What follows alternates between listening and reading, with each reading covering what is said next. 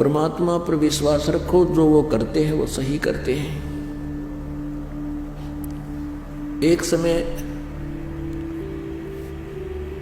एक राजा का एक महामंत्री था, वो भगवान पर बहुत विश्वास रखता था। राजा भी धार्मिक था,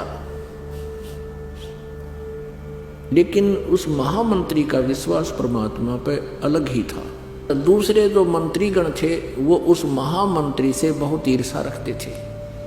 उनका उद्देश्य था कि किसी प्रकार ये राजा के हृदय से गिर जावे और मेरा नंबर आ जावे महामंत्री पद पर।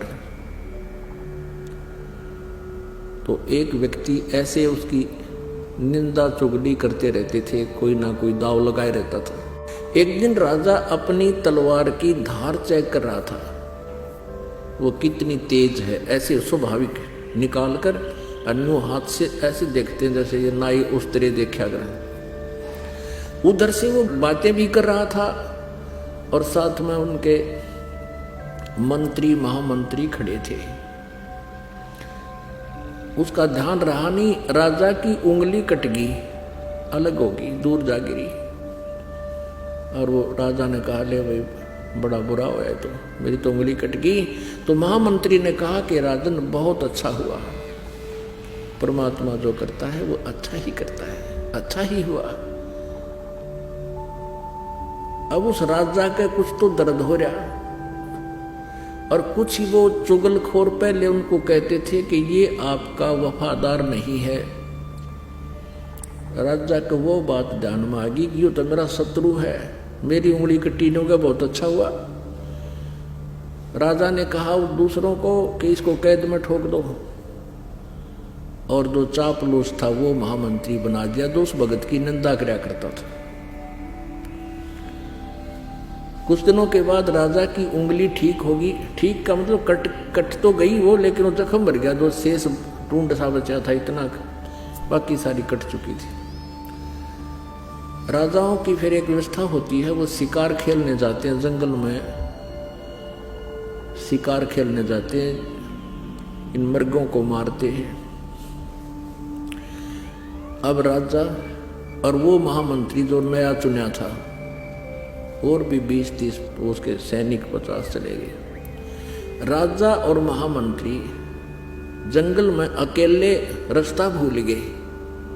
उधर से जंगली लोगों का कोई पर्व था, देवी को बलि देनी थी। उनके पुरोहित ने कह रखा था उन जंगली लोगों के सरदार को, उनके पुरोहित ने कह रखा था कि मनुष्य की बलि दो तब देवी प्रसन्न होगी। तो उन्होंने, उस सरदार ने, वहाँ के जो मुखिया ने, जंगल के उन लोगों के मुखिया ने चारों तरफ बहुत से अपने व्यक्ति भेज दिए कि कोई मनुष्य लाओ पकड़ के, आदमी लाओ पकड़ के, नर बलि। वो 20-30 जने जा रहे थे, राजा और वो महामंत्री दोनों दिख गए, चारों तरफ से घेर लिए और पकड़ लाए। पकड़ के लाके खड़े कर दिए। अब पुरोहित ने कहा कि इनके अंग देखो, कोई अंग भंग ना हो, यानी शाम पूर्ण हो ये, नहीं तो पूजा अधूरी रह जाएगी।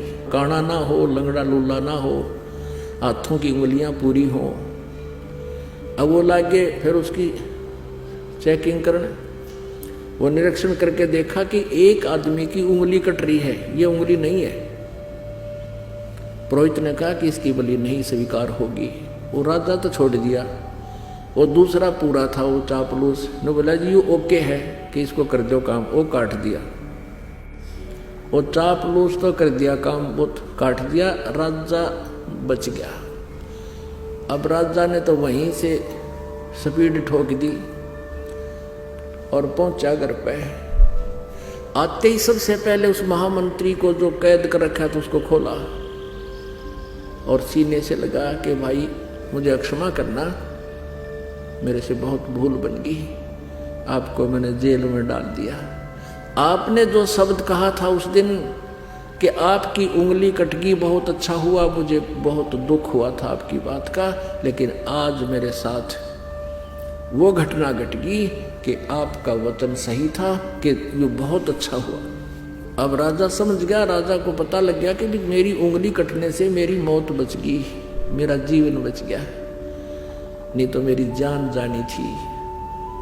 तो फिर उस राजा ने मंत्री से कहा कि भी ठीक है, मेरे लिए तो अच्छा हुआ मेरी उंगली कट जाने से मेरी जीवन रक्षा होगी, लेकिन आपके लिए क्या हुआ, आपको अननेसेसरी 6 महीने की कैद काटनी पड़ेगी।